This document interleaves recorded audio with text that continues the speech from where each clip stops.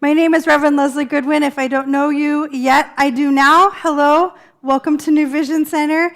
Please know that you are loved and you are wanted, no matter what brings you here. If you're watching online, if you're visiting with a family member from out of town, if you're church shopping, if you just wondered what the heck we did in this loud building every Sunday, you're welcome here just exactly as you are. We like to say that we're radically inclusive, which means it doesn't matter who you love, where you grew up, how much money you have, if you've been to prison, what language you speak, what your gender expression is, what your ability levels are, what your haircut is. Mine's cute because it's new.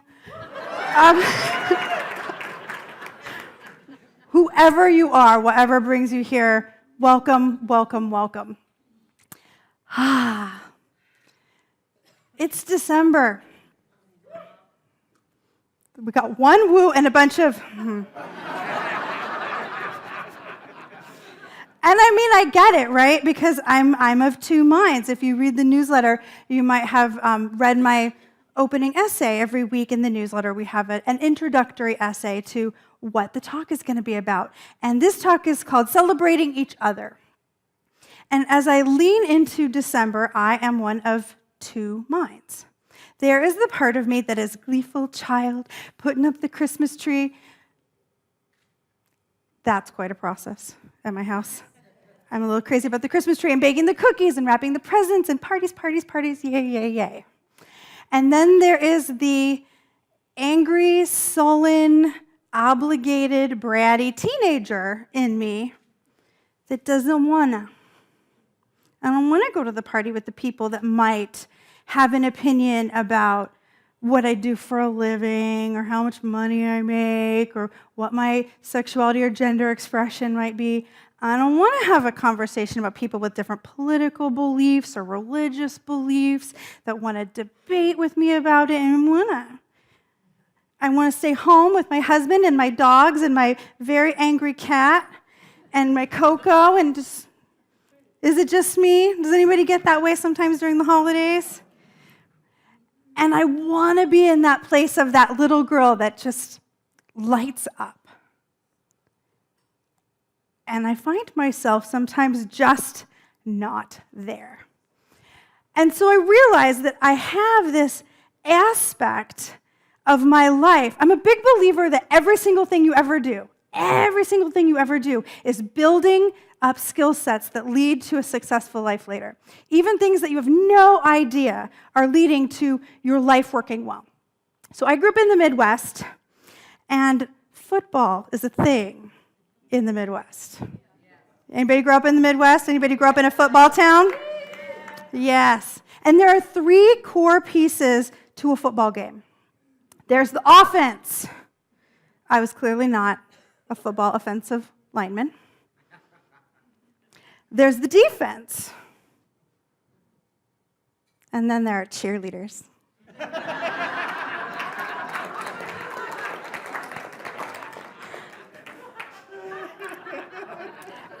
It may not surprise you to know I was a high school cheerleader and on my college dance team. And it is truly, cheerleading is the silliest thing you could possibly do in the world. It is silly. You get cute little outfits, and you prance around, and I'm finding that there's an awful lot I learned about surviving the holiday season with grace from football and cheerleading. You with me? I'm taking you on a ride here, so you got to be with me. You got to be with me. I'm cracking myself up with this talk. I hope you think it's funny, but if you don't, it's okay because I'm entertaining myself. So first we have the offense. And what I'm thinking about is we're preparing to head into a potentially contentious holiday something. Work party, family party, whatever. Usually on our calendar, we've got the one thing where we're like, but I kind of have to, and okay, so maybe we've worked through the things we don't have to do, but I want to go to this thing. how am I going to show up? Some of us show up as the offense. I'm going to win. I'm going to score the points. I'm going to be ahead of the curve of the conversation. I'm going to know what's going to happen, and I'm going to get my digs in first, and I'm going to win. I'm going to get it. Just me? The thing is, we can get to the point where we're interested in scoring at all costs. I'm going to win the argument. Here's an interesting thought. Did you know you do not have to attend every argument you're invited to? You can just not. You can just not return the contentious text. You can just not continue the argument about which presidential candidate is blah or blah. You can just not. When we decide we want to push and push and push and score and go, and it's 4 and 8, and we're going to slam through it, we take some people down along the way. And if we're really running hard, we might drag them with us. Just, drag it behind as we're going. And while we may walk away from that conversation feeling successful because we won, what does that do to our relationship with that person? Does it build it? Does it strengthen it? Does it help us? We think it does. It's exhilarating in the moment. You ever been in a really deep debate with like one of your siblings or aunts and uncles, and you're killing it? You're dragging down their political opponent, and their religion is stupid, and where they live is, and you're winning. You're winning, and in the moment we can get caught up in it. But we're not convincing anybody. Not one person has ever walked away from a Christmas dinner and said, "Oh, I'm voting Libertarian." I didn't know I was a Libertarian. Surprise! Not one. Nobody does that. Nobody does that. It's exhilarating until you see the results on the person you've been offensing at. You see him get a little smaller, a little more shrunken, a little more closed. We're here to celebrate each other this season and every season.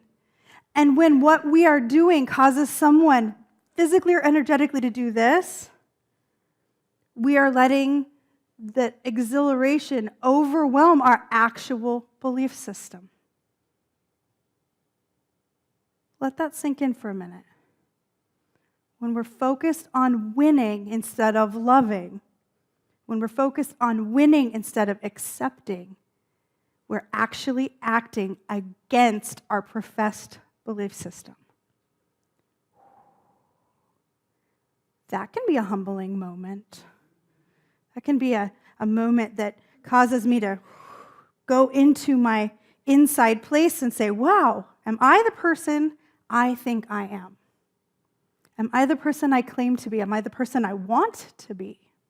When I'm on the attack, I am not that person. I mean, she's still in there because we can't get rid of that highest part of ourselves. We're still in there. But I'm not walking her out in the moment when I win the debate or point out that time when my sister was 7 and she did the thing and then the parents did the thing, and I can win that fight. I'm the oldest sister. I know everything. But I'm not really winning when I'm not being me, when I'm not being the true me. Hafiz, Reverend Dr. Michelle Medrano says Hafiz is her boyfriend. He's a Persian poet from the 1500s. He said, "Once a young woman said to me, 'Hafiz, what is the sign of someone who knows God?' I became very quiet and looked deep into her eyes, then replied, 'My dear, they have dropped the knife. Someone who knows God has dropped the cruel knife that most so often use upon their tender self and others.'"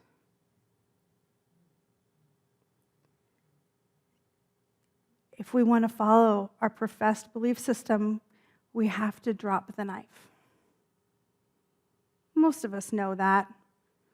We have varying levels of success at it, but we know to put the knife down. And And then there's the defense. Push them back, way back. My soul sister Jolene was also a cheerleader in Iowa. She knows the chant. And defense, we feel more spiritual when we go into an event prepared as the defense. We've put the knife down. We're not going after anybody. We can feel a little superior when we're feeling like I'm a defensive player. I'm only going to fight if somebody comes at me. I would argue, though, that in defense, the first thing you do is armor up. Have you seen those football players? I mean, that's going to happen, and you know it's going to happen. You're armoring up. Hafiz tells us to put down the knife. Maybe we also need to put down the shield. If we walk into an event, if we walk into a party with shields all around us to protect us from the racist uncle and I'm running out of random examples. The person that's going to do the thing, right? Everybody has a person that's going to do the thing. When we do that, we're shielding against the knife, but when we're armored up, we're not just blocking out the attacks. We're blocking out everything. Brené Brown says that armor blocks joy, blocks love, blocks connection, blocks acceptance, blocks willingness, blocks healing. Are we willing to put down the shield? Ernest Holmes, the founder of our teaching, talked a lot about what we would now in modern language call the law of attraction. That which we put our attention on, that which we believe is going to happen, that which we focus on, happens. We all know this, right? I don't think you make it into this room without having some exposure to this. If we go into a party, shields on, we've already said we're not celebrating anybody because we're behind the shield. There's nothing to celebrate. And then all that energy to hold up that shield is telling the universe, something bad's going to happen, something bad's going to happen, something bad's going to happen, somebody's going to be mean to me, somebody's going to disagree with me, somebody's going to criticize me. That's why I need these shields. And all of that is going into the law. And I always think of the law as kind of like an assembly line, like those old school assembly lines where you put the things into the machine and out pops donuts or shoes or whatever this assembly line is for. So you put in, something bad's going to happen, something bad's going to happen, something bad's going to happen, somebody's going to be mean to me, and what's coming out on that conveyor belt? Snide little comments and judgmental little moments and feeling like, see, it's a good thing I have my armor, I'm protecting myself from this group of people or just even one individual who thinks I'm somehow not enough. And I don't want to feel like I'm not enough, so I've got my armor to protect me. But that armor is blocking out your connection to the one, too.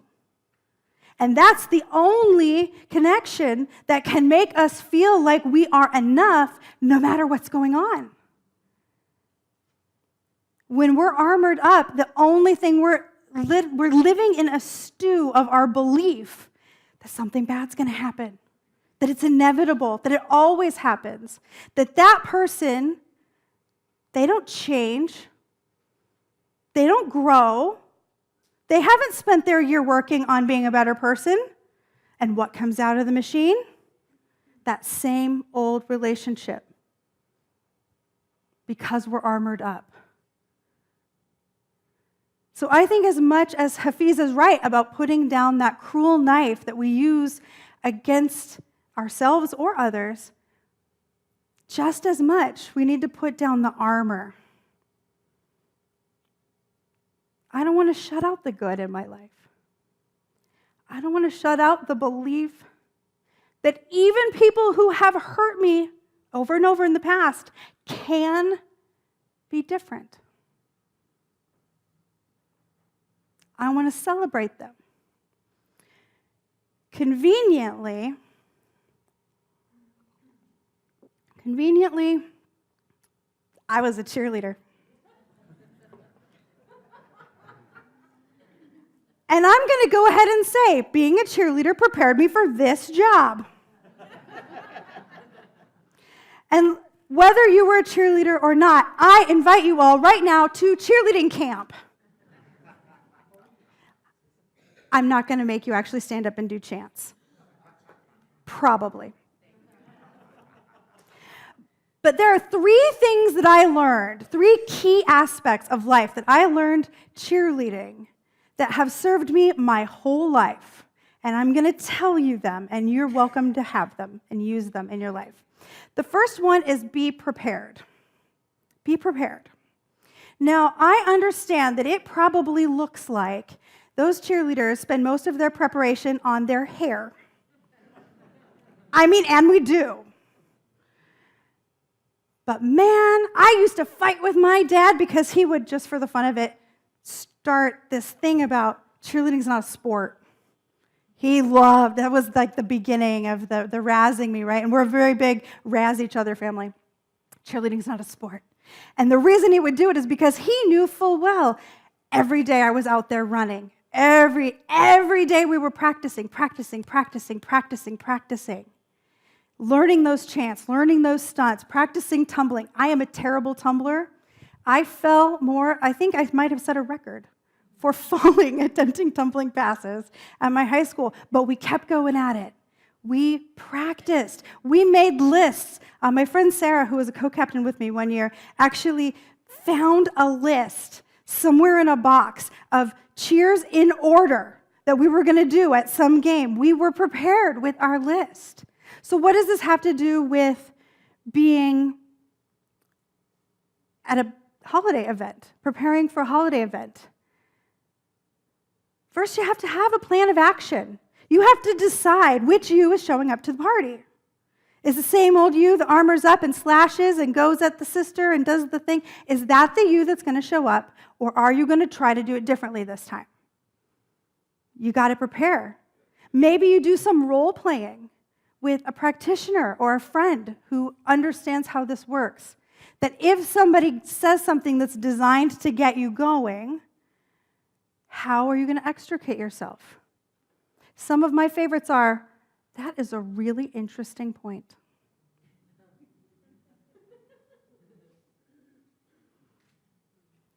Oh, tell me more about that. That really throws them. Tell me more about that. Even if it's something that you disagree with, even if it's something that you don't like, and frankly, probably not something you want to hear about, the minute you invite them in to share their heart, knives down, armors down, you're connecting with them. You're inviting them into this positive life, this positive way of being. You got to go in the right headspace. When you've practiced your cheerleading moves and you know your chant, you're in the right headspace. You're confident. You know what you're doing. In this life, in life, that's spiritual practice. Get your head in the game. Be prepared. Be practiced.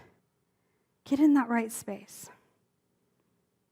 The second thing I learned is to see the best in everyone and call attention to it.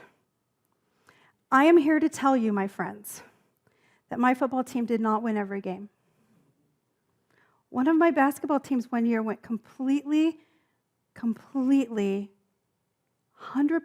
losses. Not one win the entire season. And never ever did our cheer go, wow, you suck. This team is really bad. Go Raiders!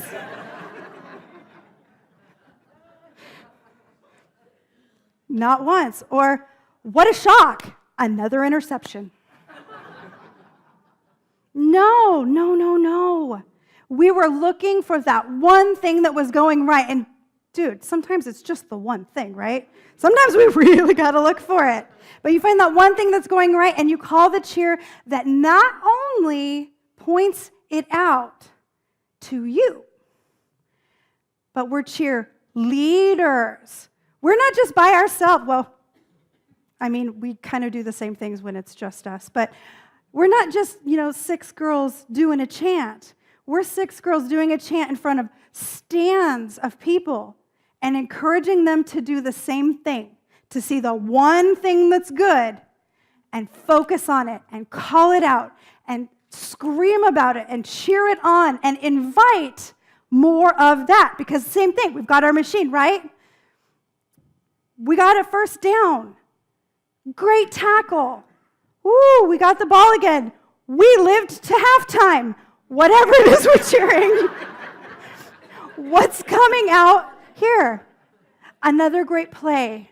Another young man hitting his personal best on that game that day. Another time, a group of people who love each other, parents and friends, coming together to celebrate something good. The world needs more coming together to celebrate something good. So that's my point number 2. See the good. Find it. I don't care how offensive somebody is. You can find something good to talk about with them. You can do it. You can do it. And the minute you say, oh my gosh, I saw you have a new job, tell me about that, they are no longer thinking about who they're going to vote for. They're thinking, oh wow, they really want to hear about me. They actually care about my life. And what do then? They put down their knife. They put down their shield. They open up to something positive, something good. And the third one is to choose to be happy. Now, that's kind of intrinsic to the whole cheerleader aesthetic, right? Perky, bouncy, bubbly, loud. I mean, own it, right?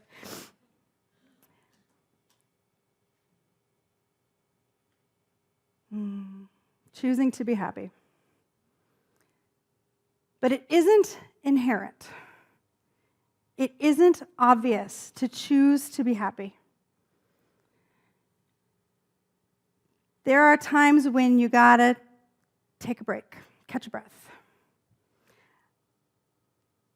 Those moments when we didn't win any games. The one thing I can say is even if we got snarky under our breath, even if we didn't do this perfectly, what you never, ever see a cheerleader do is quit and go home. They do not give up on their people. I actually said, I am not going to cry during this talk. It's about cheerleading. When am I going to learn? When am I going to learn? So we learn in the choosing to be happy, we learn to refocus. Take a breath if you need it. Take a break if you need it. Call a practitioner. Call a friend. Read that quote that you put in your phone for this very minute that reminds you of the truth of who you are. Call me. Y'all have my cell. I know you do. Take that breath and then get back in the game. We don't go home. We don't say, I'm never speaking to you again for the rest of my life because you said that thing about the senator that I love, and I'm out. You're not my friend anymore. You're not my family anymore. No. You take a breath. You know what, young man? My husband's in the front row. I'm an Elizabeth Warren person. He's a Bernie Sanders person. It is dangerous at our house right now. Not really. You choose to align with that. You choose to align with that which you believe. You choose to get back to being the cheer, to being the person that invites everybody in. It's a decision. I can't tell you how many people in my life have said, yeah, but that's easy for you because you're perky. I kind of am. But it's easy for you. It's easy for you. What people don't know is I am not an extrovert. It is not easy for me to get up in front of people. I like to do it, and I've gotten pretty good at it, but it is not inherent for me to stand in front of a group of people and encourage them to bounce around and yell. But I like how I feel when I do it. It is not inherent for me to get up in front of everybody and do these talks about spirituality, but I like how I feel when I do it, and I like how it feels to invite other people into that way of being. Because we don't have to take 1,000 classes to choose to celebrate our friends and family at Christmas. We just have to decide. We just have to decide to leave the knife at home, to leave the shield at home, and to continue to refocus on that one thing that's good. Over and over, and deep breath, and over. And what I find is that old saying from, I think it's from The Secret, where they said, this amazing thing happens when you shift your way of being. Either people change to be like you in this openness, or when you zig, they zag. And they just aren't a part of that experience anymore. Hamilton Wright maybe said, "Blessed is the season which engages the whole world in a conspiracy of love." That is what we are called to this year. To celebrate one another so much that we are calling forth an atmosphere of love that wraps around the whole world. That is your very simple invitation this week. And I joke, but I don't, because it's just one person at a time. Choose to be that person. And so it is.